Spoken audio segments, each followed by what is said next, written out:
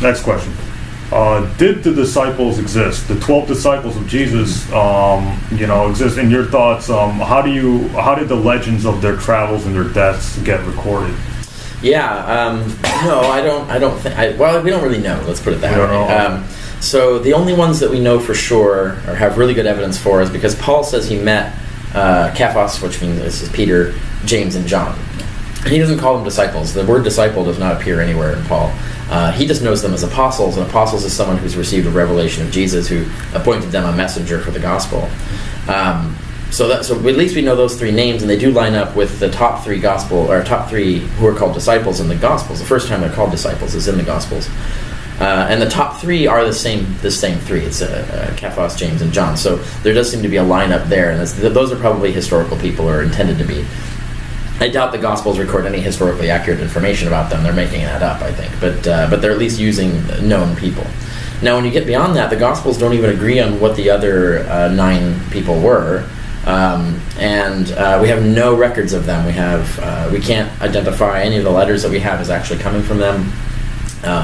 We have no third-party records of them. The Book of Acts barely knows what happened to a lot of them, and even the Book of Acts is not necessarily reliable because it seems to be making stuff up as well.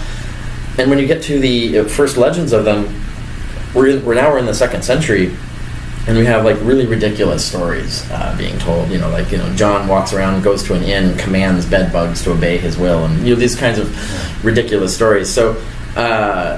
Which show no evidence of any sources, right? Like Peter getting crucified upside down. Right, and that comes out in the Acts. That's the Acts of the Acts of Peter, which is actually a Gnostic text. It's not even a text that's from the Orthodox tradition, and that also has ridiculous stories like Nero watching this wizard fly through the air. Nero and all of Rome watching this wizard fly through the air. There's talking dogs. There's resurrection of a dead fish. Like it's this is not a believable story, and it doesn't show any evidence of any connection to any kind of sources or reality in that sense. So the legends just grow and become ridiculous over time. So we can't use them as history, and so we don't know. We don't know what happened to these people.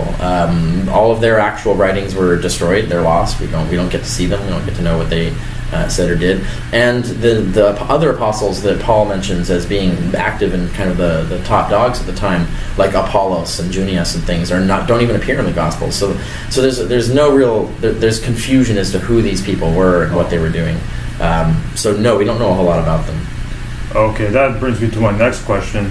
I know Christian apologists like to say the disciples died for their belief in the resurrection and the death of Jesus, and this is like a big thing.